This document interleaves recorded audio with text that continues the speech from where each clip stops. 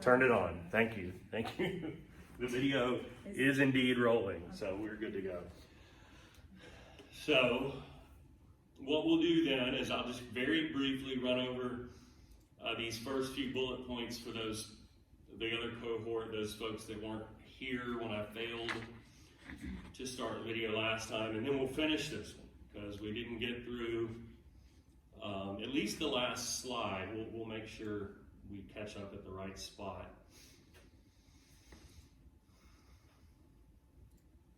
But I think I just sort of briefly talked about, didn't I, that the homeland of the Romans, the coastline in the west of Italy here, obviously around where the city of Rome is. And the Romans at one time were ruled over by the Etruscan kings to the north, but eventually by the time we pick up here, today and last time, the Romans had defeated the Etruscans and the Umbrians and everyone else, and eventually too had conquered these former Greek colonies down here in the south of Italy. But at the same time that they're consolidating their control of the Italian peninsula, Carthage here is building an empire of its own. Carthage has been a Phoenician colony, you'll remember, that is now an independent city-state that has established an empire that stretches all the way to Egypt and to Morocco and even across the Strait of Gibraltar into the Iberian Peninsula, or what's now Spain. It is their conquering of the island of Sicily that sort of puts them too close for comfort to the nascent or new Roman Empire, and this is what will lead us to the Punic Wars. The Punic Wars a series of wars fought between the Roman Empire and the Empire of Carthage. Really briefly, the First Punic War began in 264, and Rome at that point had built a great navy that enabled them to defeat Carthage in the First Punic War by 241 and to take control for themselves Sicily. But you guys that are sitting here now will recall that Carthage vows revenge, something that it would in the long run perhaps, or no doubt, regret. And Carthage commits itself to growing its empire in Spain, which would then become the launching point for the Second Punic War, when the Carthaginian general Hannibal would lead an army of 30 or 40,000 soldiers, including famously war elephants, from Spain, across the Pyrenees Mountains, across the Alps, another set of mountains, and into Italy from the north, where the Romans were not expecting to be attacked. If they were going to be attacked by Carthage, they would figure it to be down here. Note, for those of you at home, the light purple is what Rome would control later. At the time of the Second Punic War, they did not control this.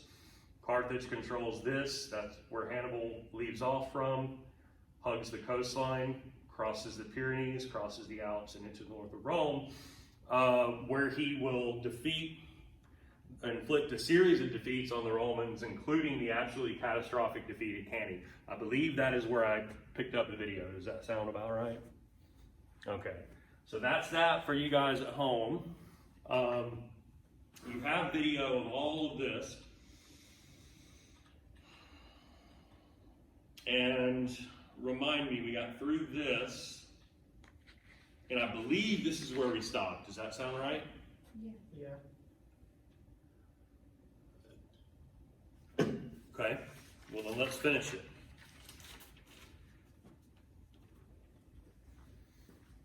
So we have two great emperors of this late empire period, Diocletian and Constantine. The period following the crises, though, of the 3rd century CE. This is following the Pax Romana. Rome saw a series of inept rulers and falls into civil war for a period. I believe this is the last thing I mentioned last time, that there's a 50-year period in there where they go through 27 different rulers, all but 4 of whom were killed, which signifies, of course, an absolutely chaotic and violent period in Roman history, almost the antithesis of the Pax Romana. At the same time, Rome was dealing with invasions from the Persians of the Sassanid Empire to the east, invasions from the Germanic tribes they could never conquer to the north. And then remember too, there happens to be an outbreak of plague at the same time, so pestilence, which we're of course all too familiar with. And imagine the effects from that long ago, before any semblance of modern medicine and germ theory of disease and so on. But then we get these two great emperors who restore order and issue certain reforms. Diocletian and Constantine, each of which strengthened the Roman army, strengthened the Roman bureaucratic state, perhaps at great expense, but nonetheless, there's a restoration of order.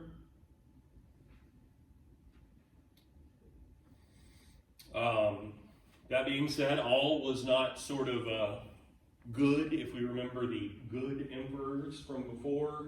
For example, Diocletian is noted for persecuting the Christians, as had Nero and a few others, violently, of course. But he does shore up the economy of the Roman Empire by certain state controls of the economy, like capping prices or other interventions. Splits the empire into an east and a west to make it more manageable. As you can see at top right, that will have a long lasting impact, that splitting of the Roman Empire.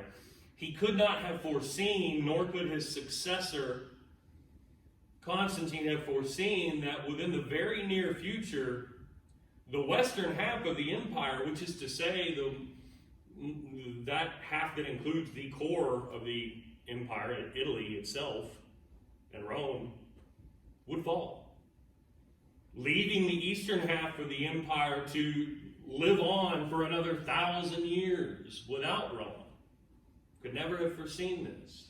But this is the way it will play out, as we'll see. Constantine, in fact, builds a capital of that eastern half of the empire, names it for himself, and locates it in the Bosphorus Straits there, between Asia Minor, or Turkey, and southeastern Europe, right there, at the mouth of the Black Sea, between the Black Sea and the Aegean Sea. Constantinople will be the capital of the Roman Empire in the east. It remains more oriented towards Greek culture and the Greek language than the empire in the west, which is of course fully Latin.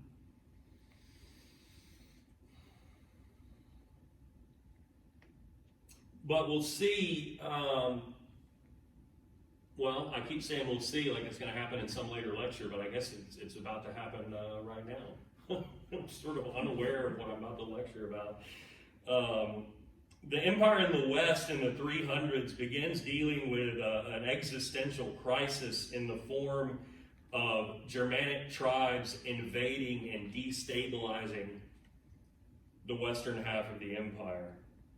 You have the Huns, who come in from the Central Asian steppe, who are from an area that and of a culture that lead us to believe they are kin to the Xiongnu, who terrorize certain Chinese dynastic empires. People adept at horseback warfare and archery and so on, people who had at one point been more or less pastoral or semi-nomadic, who achieved great victories in the field of battle, particularly in the case of the Huns under their great leader Attila. Rome loses a catastrophic battle then to the Visigoths at Adrianople in 378. The Visigoths sacked the city of Rome itself in 410. That is, the army enters and destroys portions of the city in 410. But the Visigoths move on. They move on, and you can see the movements of these people reflected in this map. After sacking Rome, which they do not hold, the Visigoths move on into Gaul and then eventually settle in Spain. Visigoths settle in the Iberian Peninsula. But that's not the end of the threat to Rome. Had to deal with the Huns first, and in fact, the movement of the Huns west is what was driving Germanic peoples like the Visigoths and the Ostrogoths into Rome itself, into the Roman realms. They're the sort of thing that sets everything in motion. Then you have the Vandals, who sack Rome in 455. It's almost like every one of these Germanic groups gets their shot at Rome and then moves on. The Vandals actually move into Spain, where the Visigoths will settle ultimately, and then into North Africa, which had been the Carthaginian kingdom taken by the Romans and now taken by the Vandals. And then the Germanic warrior Odoacer deposes the child Roman emperor Romulus Augustus in 476, signifying the end of the empire in the west, at which point the Ostrogoths move in, conquer the Italian peninsula, and settle down. So we had the Visigoths move in and settle in Spain, the Ostrogoths settle in Italy. So not only has Rome been sacked yet again, this time the Germanic peoples stay. And the Roman government has been supplanted. It is no more. Europe in the west will subsequently be divided up by these Germanic peoples. Eventually you'll have the Franks who settle in what's now France. I mentioned the Visigoths in Spain, Ostrogoths in Italy. This is the vehicle by which we get the creation of the Romance languages.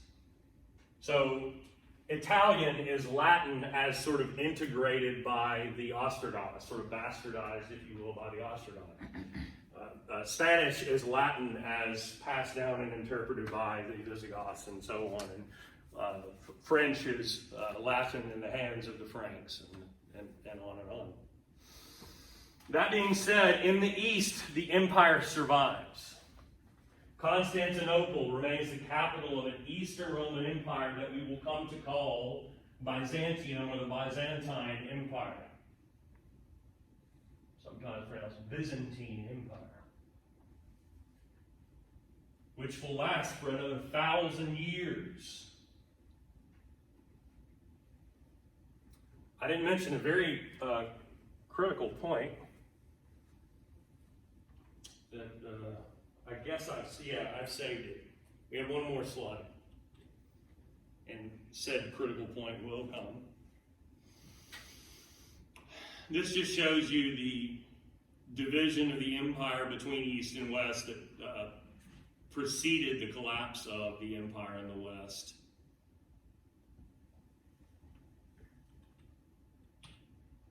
Told you I went all in on the maps because I found that website with all this amazing map. This is just another look at the various Germanic peoples, where their movements were, and where they ended up. You can see the Vandals, I mentioned, end up in North Africa, eventually in sacking the city of Carthage. Visigoths here in the Iberian Peninsula.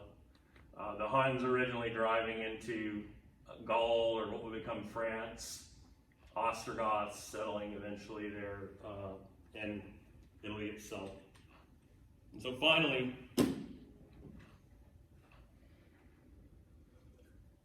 we'll talk about the rise of what was, initially considered and indeed was just a Jewish sect.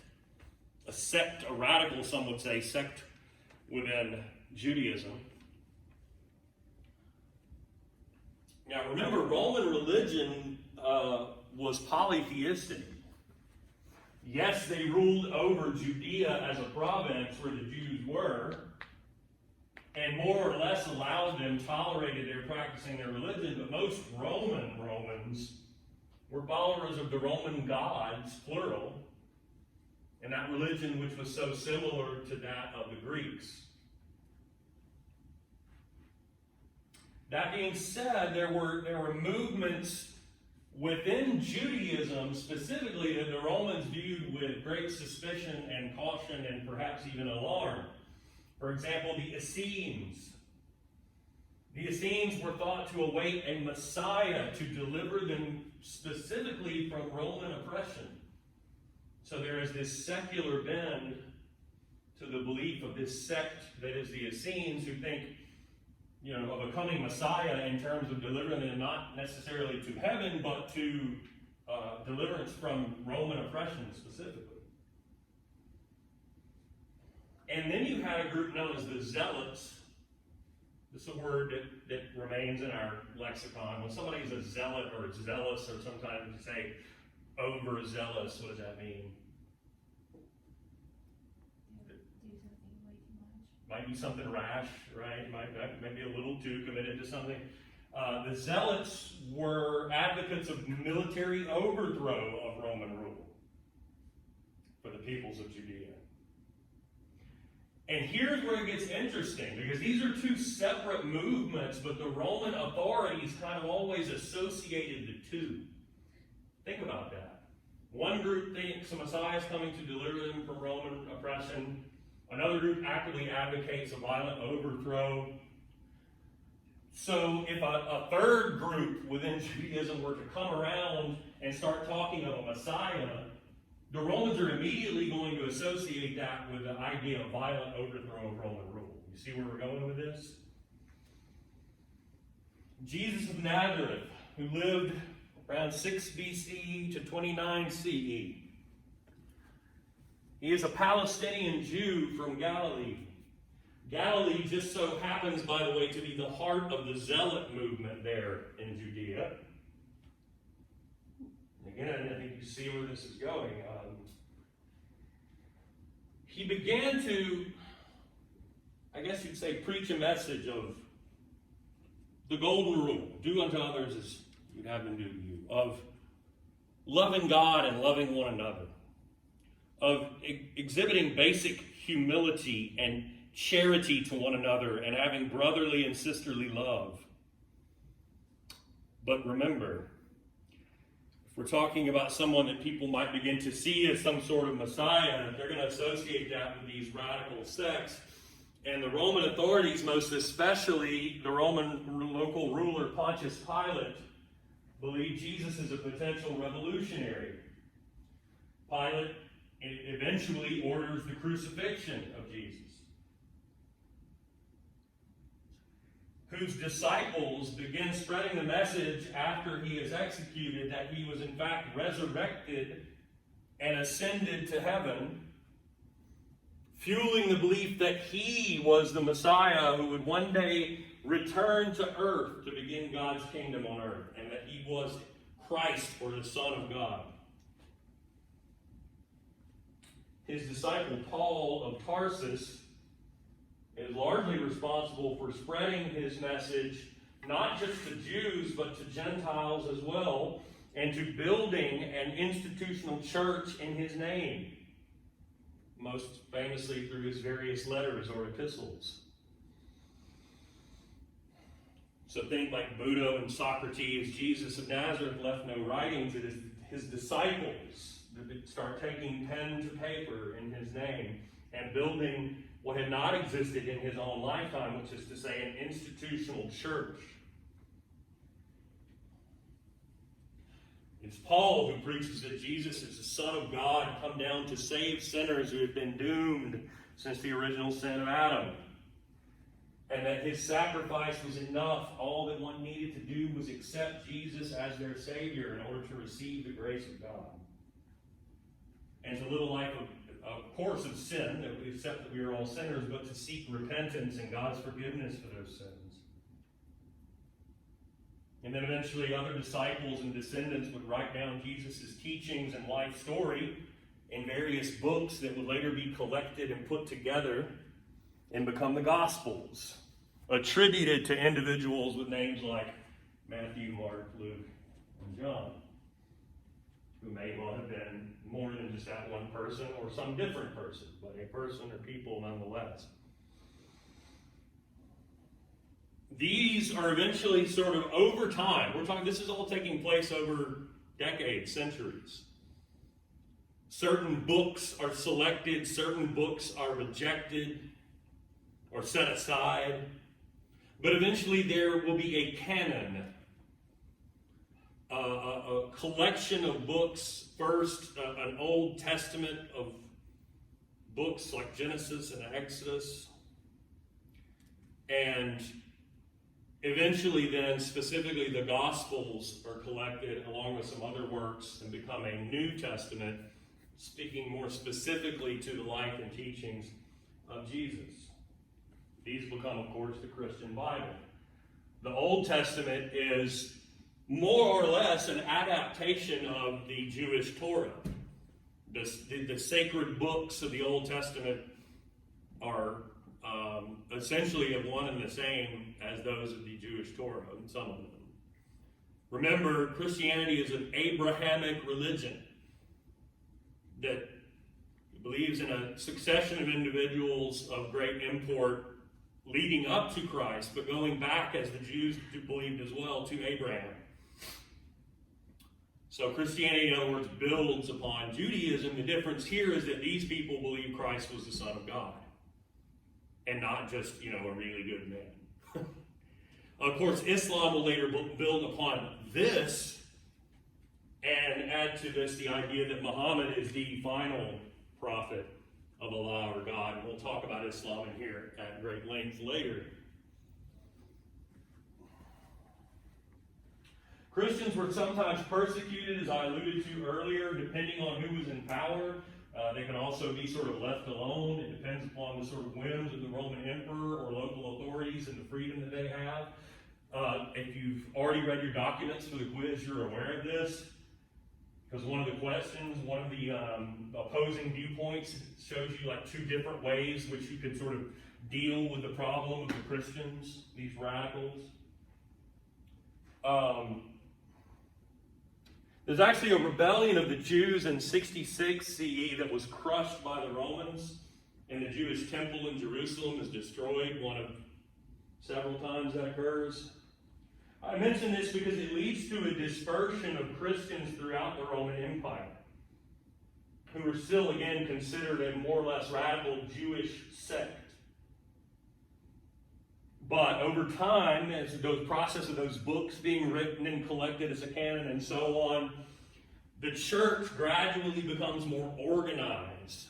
The Christian church adopts like a bureaucratic structure, what we call an episcopal structure, where you have certain positions created, most especially the role of bishops. Local Christian, or regional rather, Christian religious officials. And you have to consider it's Christianity's appeal to people. You have a religion which preaches an equality of believers, who everyone is subject to the same moral code, and is just the same in the eyes of God. And you have a religion that's teaching you all you have to do is accept Christ's sacrifice and accept Him as your Savior to receive everlasting life in heaven. I mean, that in and of itself is an appealing idea.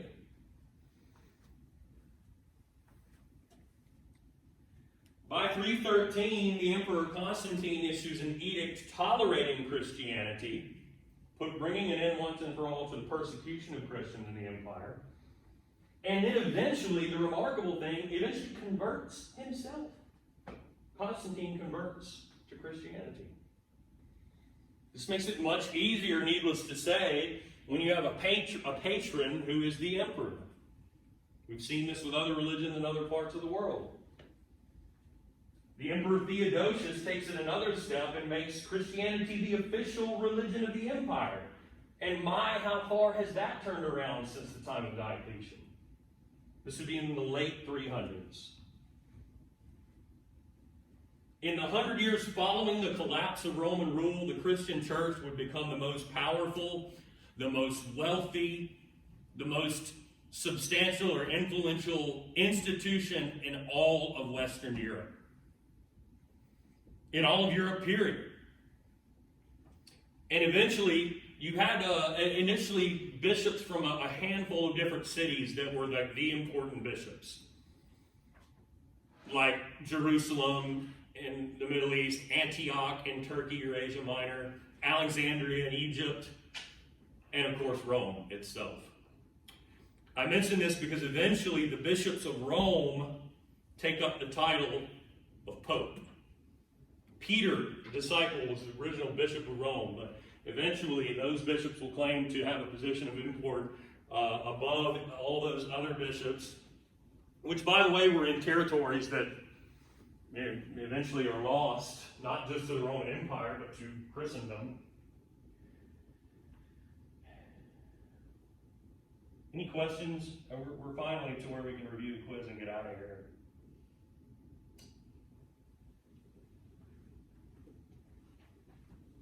I had some more things on Paul that I skipped over, but I'm just going to leave it be.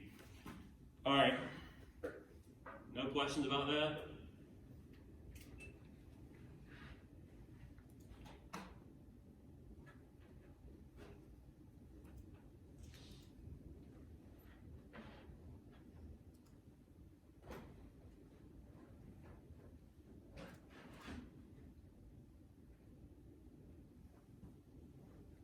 Who's Pilate again? Say again? Who's Pilate? Pilate was the local Roman authority there in Judea at the time. And he is the one responsible for ordering the execution of Jesus. And in the Bible, right, he washes his hands of this problem and sort of seals the fate of Jesus to be executed. Not a protagonist in that story is Pilate. Other questions or anything else? The Huns. I kind of got lost with them. The Huns. So the Huns were a Central Asian people, warrior-like people.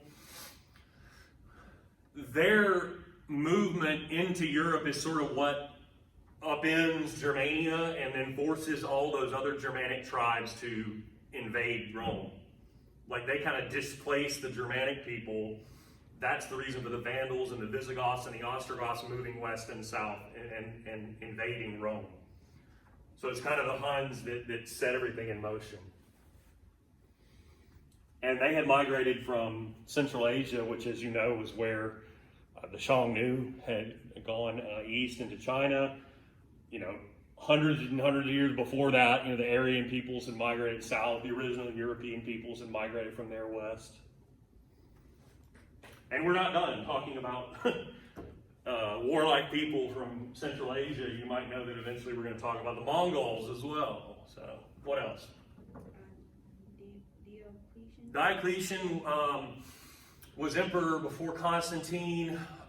Things I noted about him: he splits the empire east and west administratively, and he would be an example of an emperor that violently persecuted Christians as well, which is significant because when we get to Constantine, it'll be a complete reversal.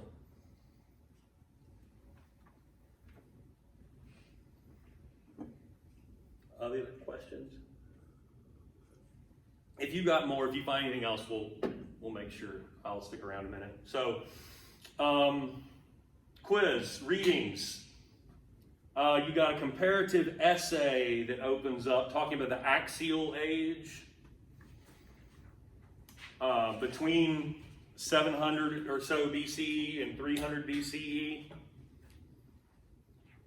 Just kind of make note, underlines, highlights, or whatever, of the events that happened during that axial age, so that if there was a question that sort of lists a bunch of things, you could pick out, like, okay, that did happen, that was during that time period, yes, okay, no, that was like much later or much earlier. Does that make sense?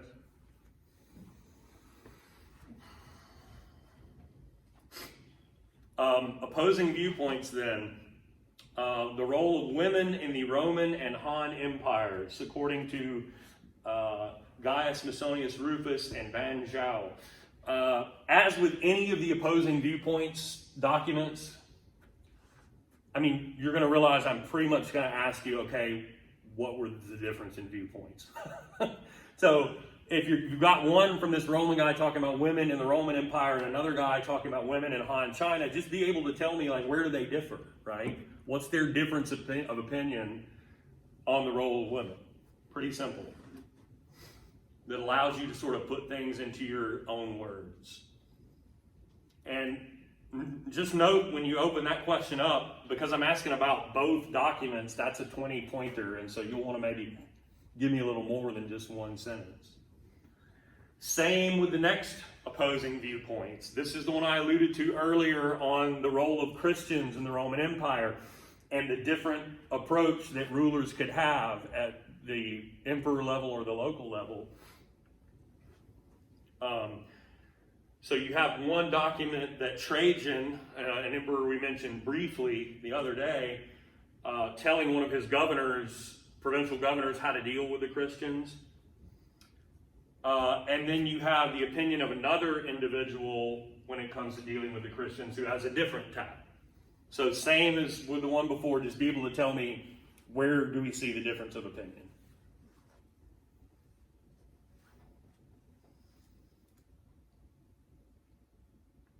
And that covers it for documents. There's the one short comparative essay in the Axial Age, the role of women opposing viewpoints, and then how to deal with Christians opposing viewpoints. Greco-Roman, the three lectures for this time are easy. Greco-Roman 1, 2, 3. In the first one, we talked about the Greek city-states. Yeah. What were the two major Greek city-states that we talked about? Athens and Sparta. Athens and Sparta. You should be able to compare and contrast Athens and Sparta. The nature of those city-states, where they are located in Greece. You know, geography is important to me. The nature of Athenian society and polity versus Sparta.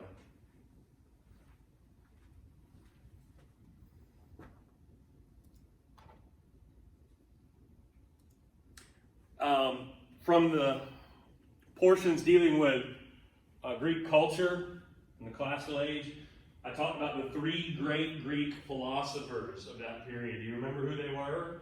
Bonus, can you give them in order? Okay, take away the part about order and just tell me who they were. Socrates, Plato, Aristotle. All right, we got them in order. Socrates, Plato, and Aristotle. Pay particular attention to what I said about how Aristotle sort of moves away from Plato, and especially Plato's idea of ideal forms. You remember the allegory of the cave where Plato argues what we see in the material world are just like reflections on the cave wall from the fire. It's not the real thing. And Aristotle rejects that instead by saying, well, no, we need to carefully observe the physical world around us and go from there. And that is a deeply influential point of departure.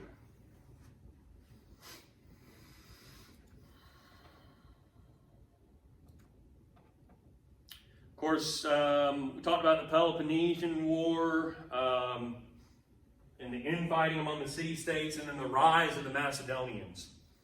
Beginning with Philip, but of course leading to Alexander. And you should be familiar with Alexander's conquests. And you should kind of be familiar with the timeline of where all he goes. And then what becomes of him, and importantly too, what becomes of his kingdom, of his empire, after he dies. And what's the significance of that? And then, of course, we talked about the Punic Wars. You should be able to kind of tell me, okay, this is what happens in First, Second, Third Punic War. I only threw out a handful of battles that I thought were important, so you could be able to potentially identify those and what was their significance. And then Rome, we continued to talk about after that and the sort of long-running power struggle between the patricians and the plebeians. Which, of course, generally speaking, the patricians had the upper hand in that. Not always. But you should be familiar with the important figures in that struggle. Right?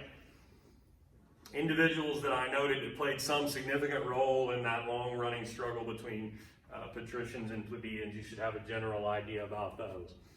Are there any questions? I have given you the roadmap. I have shown you the way, you might say.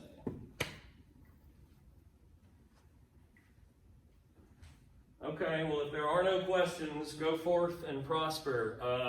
I'm not sure what time the quiz opens. Probably most of you will want to take a little time to study anyway. It looks like I accidentally opened it early. I'm glad I see that no one was just literally taking the test while sitting here. But yeah, you could go and knock it out right now, I guess. And it'll be open until Sunday night, which is Valentine's Day.